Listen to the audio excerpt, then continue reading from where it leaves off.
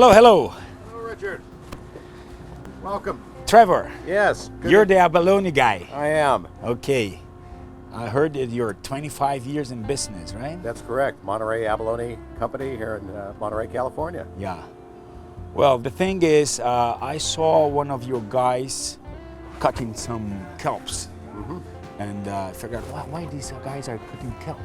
And you tracked it down to here. We know that abalones eat.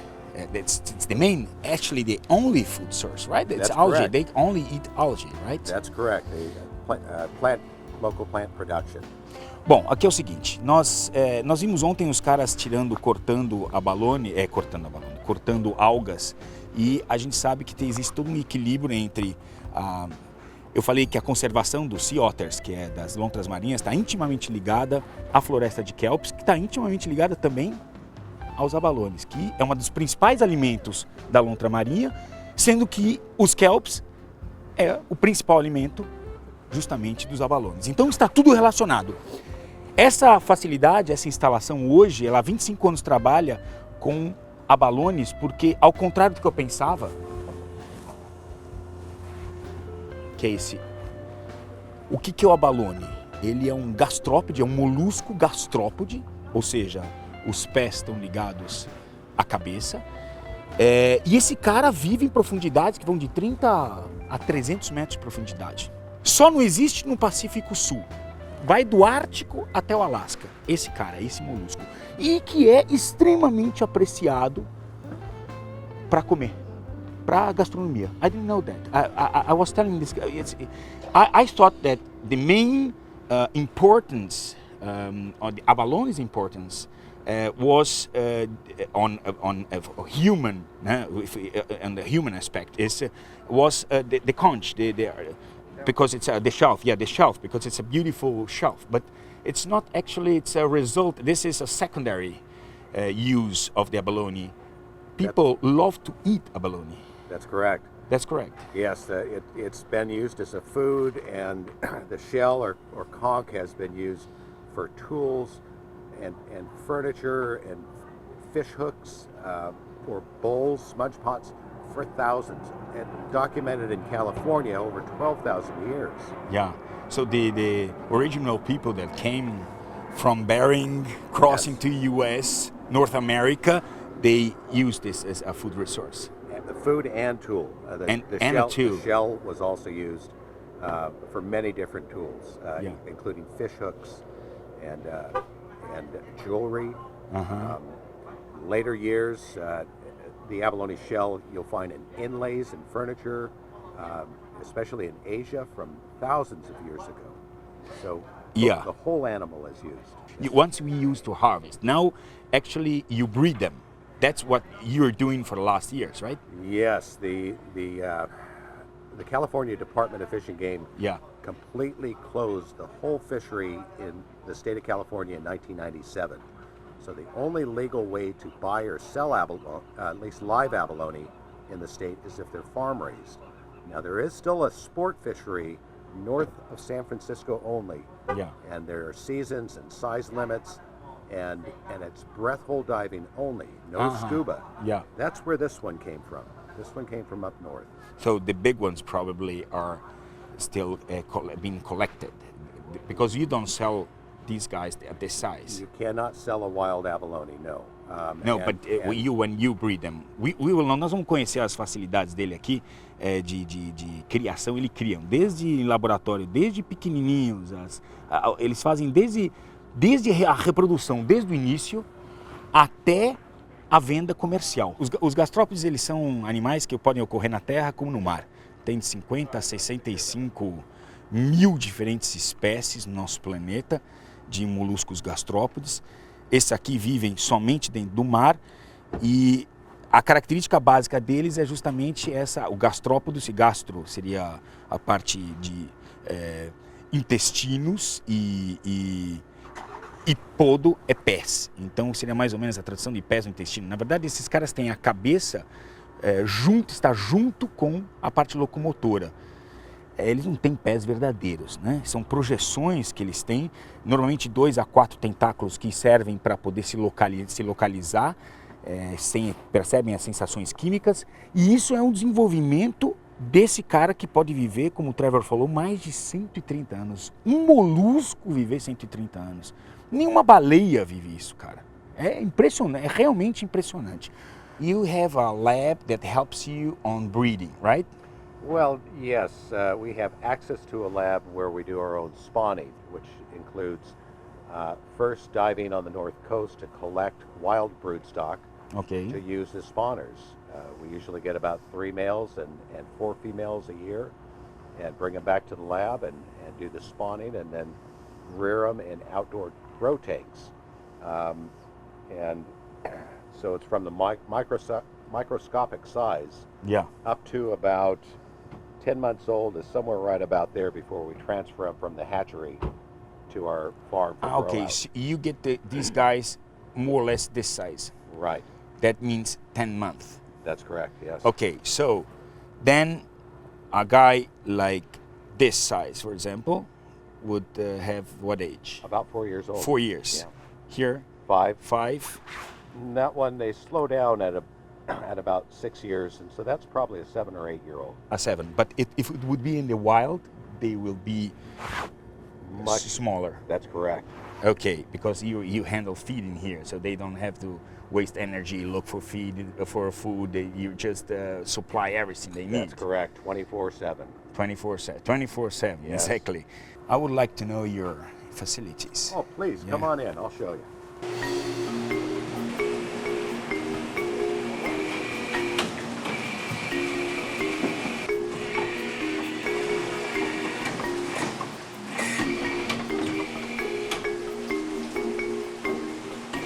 We're pulling up a cage We are. where Abalone live inside. That's right. Okay.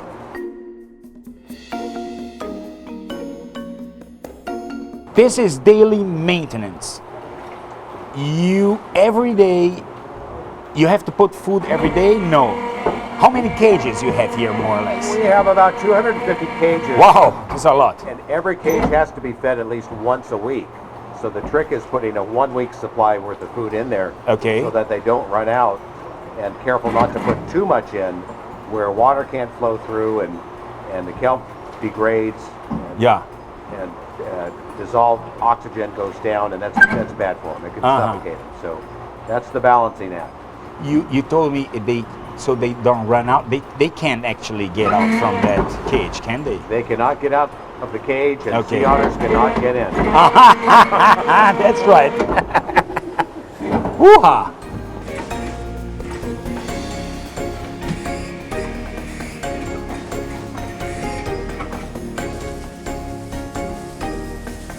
How many guys do you have in here, more or less, Trevor? More or less. More or less, for this size abalone, there's probably about 11 to 1,300 in there. No. Really? Yep. Oh, that's a lot.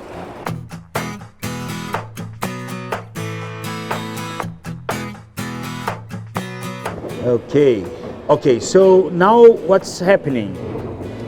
Well, They will eat everything like nothing left over. that's right. I mean, this cage will pretty much fill Yeah. with seaweed, and they'll eat every piece we could fit in a week's time, and then have to bring it back up the following week and do it again. Bringing up some cages. Are you going to actually put the food inside, the algae inside now? Yes, if you would like to see Yeah, I that. would like, yeah, very much.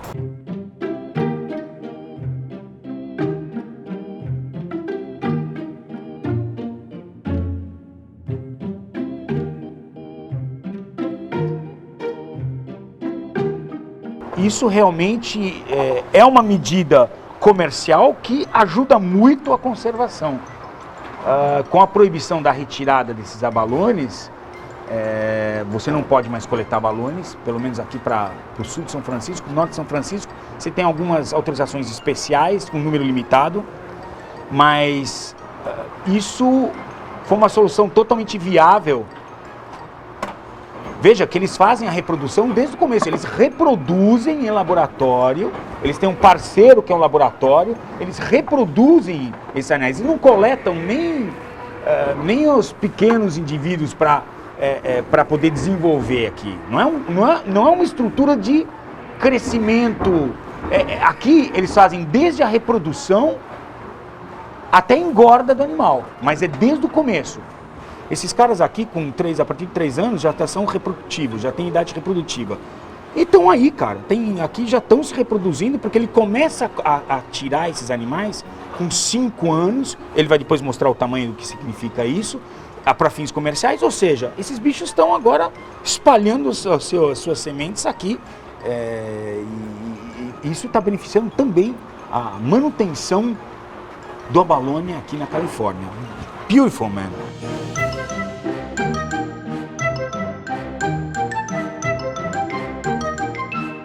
Esse é um sistema bacana, é um sistema de ganho para a natureza, a gente consegue entregar para o ser humano, consegue aqui estar possibilitando esses bichos estar se reproduzindo aqui em cativeiro.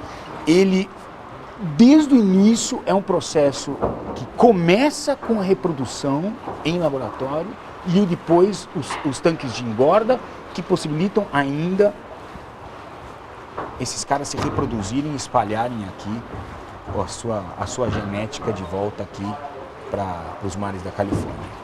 Muito legal, adorei, cara.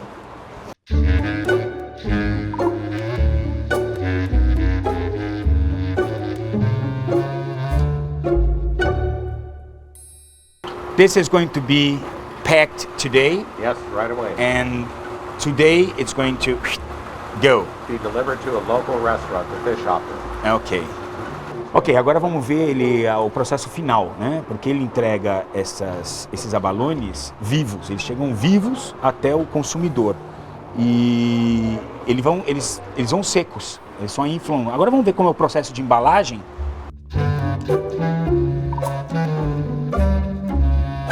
Eles são animais que se movimentam, né? Então eles não são sésseis, né? Eles são gastrópodes, então eles se movimentam atrás do alimento. O que a Amanda está fazendo agora, ela está tirando todas essas cracas que ficam em cima da concha. Are these sensitive organs or structures, or these are really because actually they don't have really feet. Foot. It's are only projections, or they really. What are these structures we can see? These are the antennas, right? That's right. Okay. And in between the antennae, and may be very hard to see. Yeah, very hard to see the eye. Yes, but okay. So actually, they just project part of their body, right? Locomotion. So they have And the antennae all the way around are sensory. All antennas here, it's sensitive. Tentacles. Tentáculos. Ah, boa, são tentáculos isso, são tentáculos. What do they use as a mouth, let's say? It's So they have a radula. uma rádula também, né? Exato. See if I can get one to stick out on this guy. I'll rinse them real quick. So their mouth is kind of like the zipper on your jacket, and so it'll pin a piece of kelp between the panel and its foot here, and then it'll scrape it with that radula into smaller pieces that it can digest. You can't really see it, but I can show you where it's at if I can get his head to stick out. But slowly he's coming. So that's his head really starting to point out, and you've got those 2 sensory antennae there. And his eyeballs are at the very ends of those horns. And then the mouth is right there, that little black part. See if I can get it to stick out more. But so what it'll do is it'll pin that kelp between the hard surface and its foot, and then it'll just scrape that until it eats the whole leaf. It'll eat the whole frond, but just slowly but surely.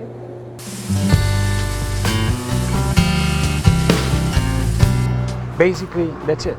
Yeah. Well, now we pack it and send it out. Yeah.